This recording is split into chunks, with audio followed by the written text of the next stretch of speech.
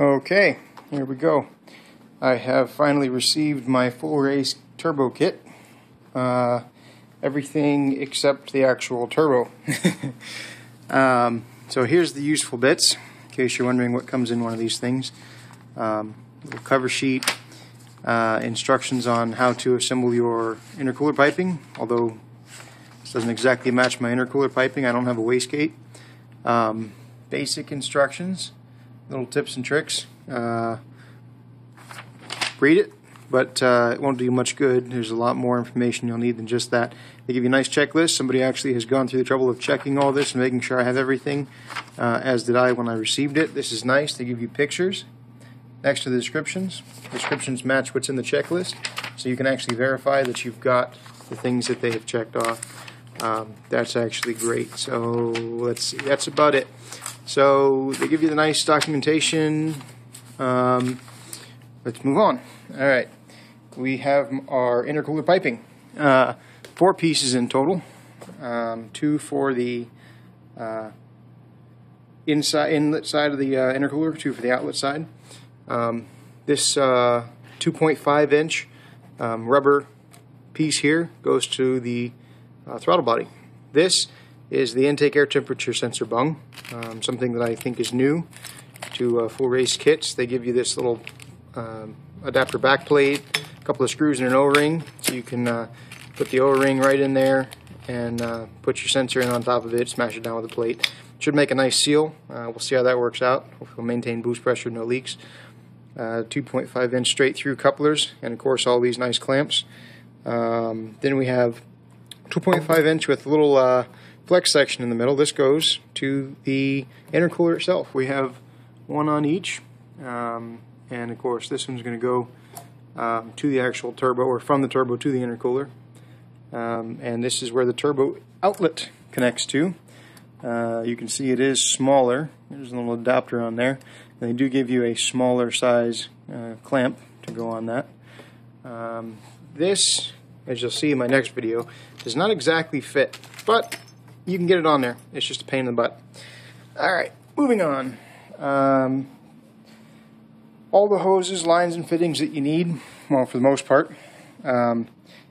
This is generic vacuum line and some T-fittings to allow you to connect up the new parts that require vacuum. Your boost controller and whatever else you got. The oil supply line is a nice custom length 4AN stainless steel braided high pressure fitting.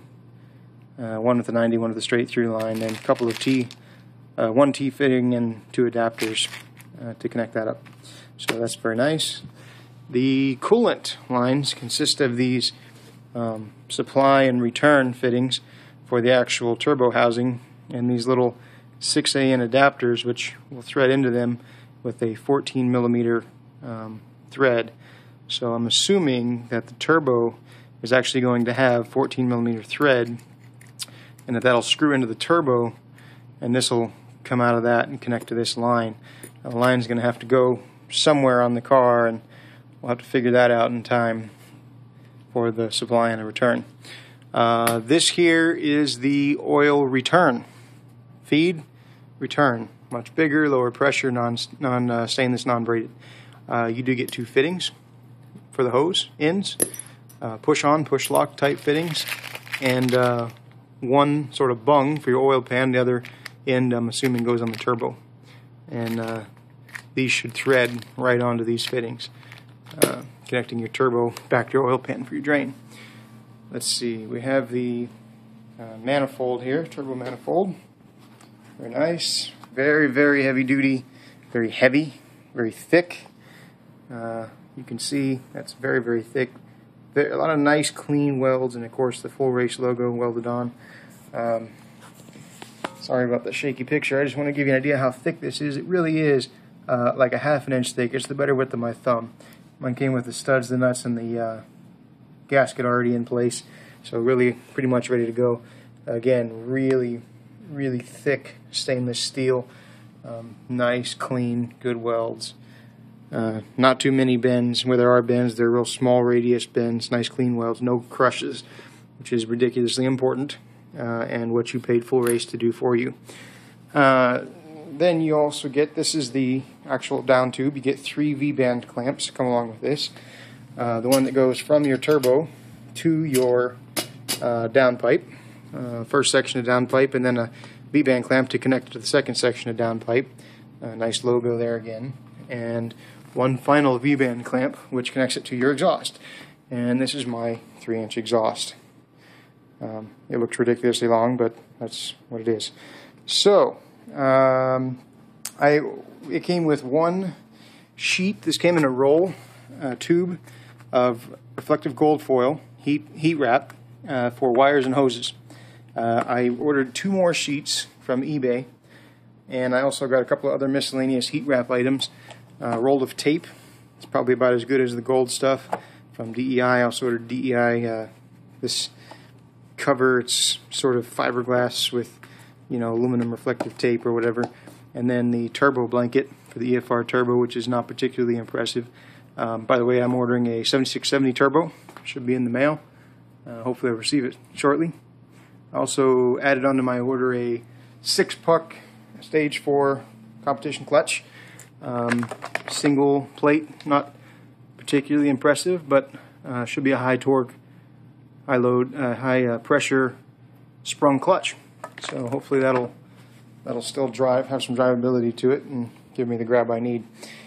I did not realize that I was going to need a fuel kit, which is rather important if you're boosting, because although somebody on the forum said you can get away with it if you don't run too much horsepower, I'm not sure that's the most accurate statement in the world. I have noticed that, or come across the information that, as you increase your intake pressure, your effective fuel pressure is reduced. And seeing as how the stock fuel system regulates the pressure at the pump, not at the rail, that's not a good thing.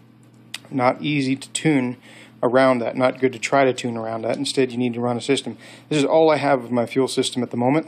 These are just adapters, 6 AN input, 10 AN output. The 10 AN is huge because the filter that I ordered, $100 filter, requires 10 AN input and output. So that's all I've got. I also had to order fuel rail, fuel pump. Of course, I have my injectors, my 1000cc injectors, and you know, the actual fuel line and a bunch of fittings and the pressure regulator. So there's about $600 or $700 worth of stuff you're going to need to buy, none of which I received yet. But that you'll want to do. That was sort of an unexpected cost. I was hoping to get away without having to buy that. But it is what it is. So here you go. This is the kit, minus the intercooler. The intercooler is on the car. I have 2 videos following this one. One regarding that fitting right there on the intercooler piping, and the other one about how to mount the intercooler. You may end up cutting out more of your bumper than you anticipated.